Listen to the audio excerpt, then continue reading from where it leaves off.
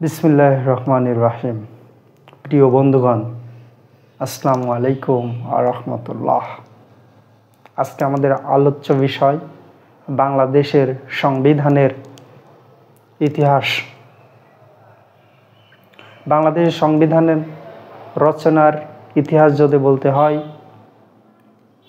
সর্বপ্রথম চলে যেতে হবে ৭১-এর মহান মুক্তিযুদ্ধে, যেখানে লাখো শহীদের রক্তের বিনিময়ে আমরা পেয়েছি একটি স্বাধীন লাল সবুজের দেশ বাংলাদেশ। বাংলাদেশ স্বাধীনতার পরে বাংলাদেশের সংবিধান রচনার উদ্যোগ নেওয়া হয় ১৯৭২ সালের ২২শে মার্চ।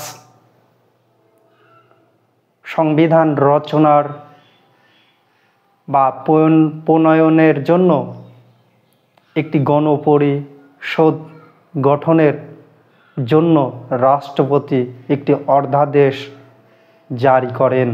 এর আগে আমরা দুটি অন্তর্বর্তীকালীন সংবিধান পাই, যা ১০ই এপ্রিল ১৯৭১ স্বাধীনতা ঘোষণাপত্র, ১০ই এপ্রিল ১৯৭১ অস্থায়ী সংবিধান অধ্যাদেশ, ১১ই জানুয়ারি ১৯৭২।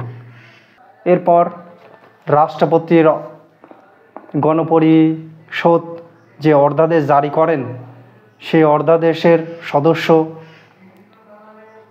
নির্বাচিত হয়। গণপরিষদের সদস্য নির্বাচিত হয় ১৯৭০ সালের ৭ ডিসেম্বর ও ১৯৭১ সালের ১ মার্চ। মধ্যবর্তী বিভিন্ন তারিখে অনুষ্ঠিত নির্বাচনগুলো জাতীয় প্রাদেশিক পরিষদের সদস্যগুলোর বিজয়ী বাংলাদেশি প্রতিনিধিদের নিয়ে গণপরিষদ গঠন হয়।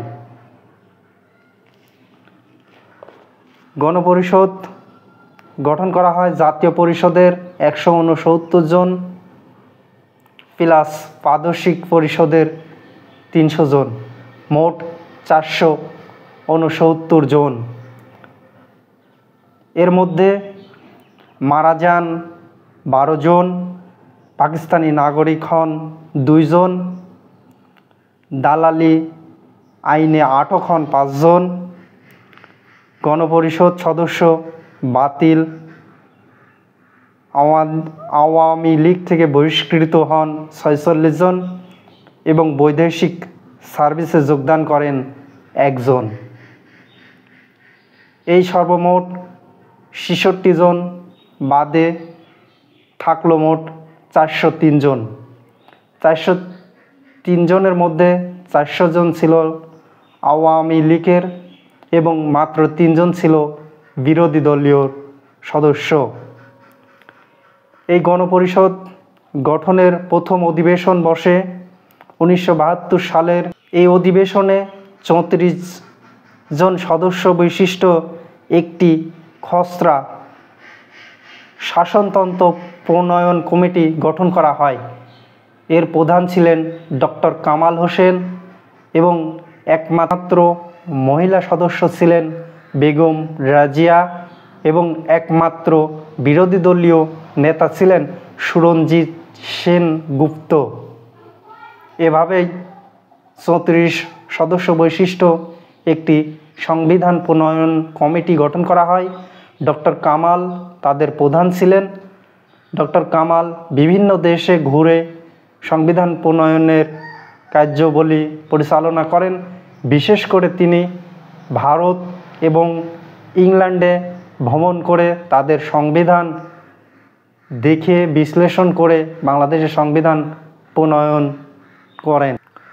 ১৯৭২ সালে যে গণপরিষদ গঠন করা হয়, তাদের যে ৩৪ জন সদস্য ১৭ই এপ্রিল প্রথম খসড়া শাসনতন্ত্র প্রণয়ন কমিটির প্রথম অধিবেশন বসে। অধিবেশনে বিভিন্ন মতামত নিয়ে 98টি সুপারিশ এসেছিল। তার মধ্য থেকে একটি সুপারিশ গ্রহণ করা হয়। খসড়া সংবিধান প্রণয়ন কমিটি সর্বমোট ৭৪টি বৈঠকে মিলিত হয়ে শাসনতন্ত্রের খসড়া রূপ প্রণয়নের ৩০০ ঘন্টা ব্যয় করেন। ব্যাপক আলোচনা সমালোচনা তর্ক বিতর্কের মধ্য দিয়ে 10 জুন শাসনতন্ত্রের একটি প্রাথমিক খসড়া অনুমোদন করেন।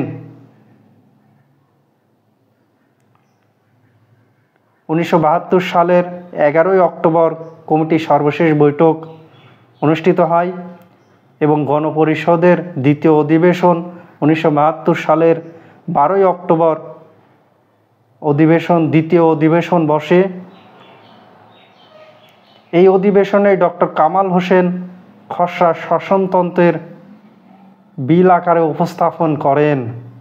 1972 সালের 19 অক্টোবর এই খসড়া সংবিধান প্রথম পাঠ করা হয় এবং সাধারণ আলোচনার শুরু হয়।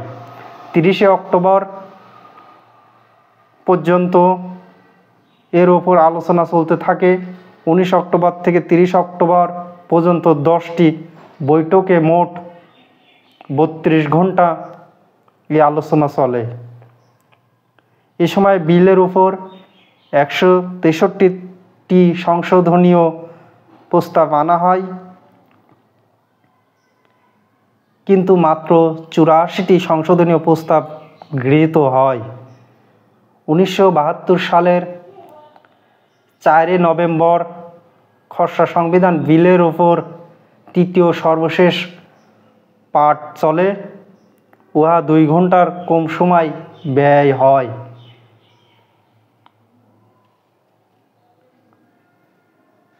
1972 সালের 4 নভেম্বর সংবিধান প্রণয়ন এবং সর্বসম্মতিভাবে গৃহীত হয়। বাংলাদেশের সংবিধান একটি লিখিত সংবিধান। বাংলাদেশের সংবিধান দুষ্পরিবর্তনীয়। এতে 153টি অনুচ্ছেদ আছে, 11টি ভাগ আছে